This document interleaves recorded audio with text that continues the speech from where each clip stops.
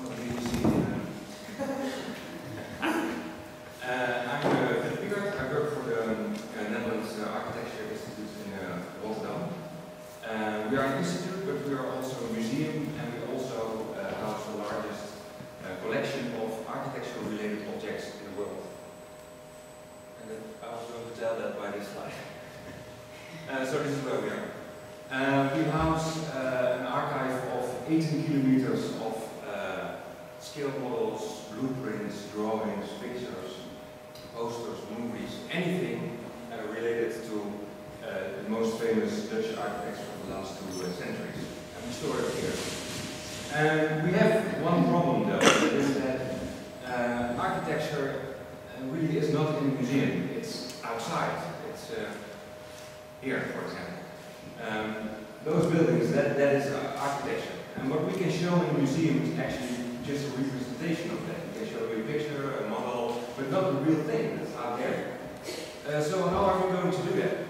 I'm showing you now some things from our collection, random things. None of these are really well known by anyone. These are beautiful items and they have great stories, but no one is coming to our museum to see that one, or this one. Because it's not well known. These items aren't famous. The buildings outside are famous. So what we actually want is the night watch of architecture in our museum. That would be great. Something people want to see. Or let's say we want the Mona Lisa of architecture. That's the aim for something big.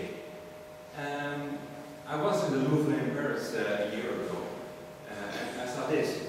And I saw this whole crowd of people in front of such a tiny little painting. Most people weren't really looking, they were just taking pictures and talking to each other. And then I went to the other parts of the museum and I almost felt lonely. Because no one was there. And it was amazing, all those people went to the same little painting. And the items here are great too. These are masterpieces still. So one got famous and the other didn't. And how are we going to do that? We want our items. We did an attempt. This is 101 top pieces in our collection. Well, still people are not coming for to see that. This is an example which we really like. It's a tower designed by Bakeland, a famous Dutch architect. It's never been built, but it's a beautiful piece of architecture. But if we put this in our museum, this scale model, this will not happen. Not just because we say it's a masterpiece. So how are we going to do that? I think there is a task for the public. They can make something famous. We cannot do that. We can maybe give a Kickstarter or something. And that's what we want to do. This is our museum. This is very quiet. How can we make something that people want to see? One thing on the wall that they really have to see at least once in their lives. Because you have to see this thing. Well, back to the Louvre in Paris. Many people go there because they think something is buried there. And that's all because some guy wrote a book and he was pretty successful at it. And with a big consequence, people are taking tours in Italy and in France and even here in Britain to see all the places that are related to the mystery that we created. So we thought maybe that's something that we can do. We can create maybe a mystery about something. And let the public take it further.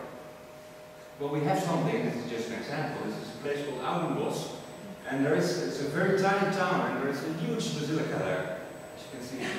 And it's not just a basilica, it's a replica of St. Peter in Rome, at a small scale, but still big for such a tiny town. This is a full. And it's built by an architect,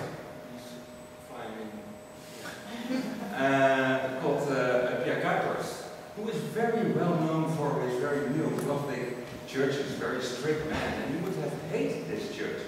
If you go inside, you see all the marble and stuff, but if you knock on it, it's just painted wood. And it's something that he would be horrified by, because he was about using true materials. His whole life was about that. And one time he didn't do it. So what happened? Well, we had his archive. We know he went to Rome. We know he spoke to the Pope. We know he built a basilica then. And then he destroyed his archive about this thing. happened there? I'm glad Dan Brown didn't know about this story.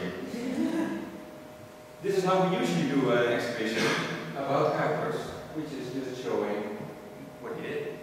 But maybe we can do something more. We can do something with a mystery, something with a story, maybe something like the Kuipers Code, I don't know. But how are we going to do that? Are we going to use fiction in a museum space? Can we do that? That's a bit scary to most people in our museum. That's what I want to talk about, to change this from a very serious exhibition with a lot of facts to something with a lot of emotion and a lot of mystery and something that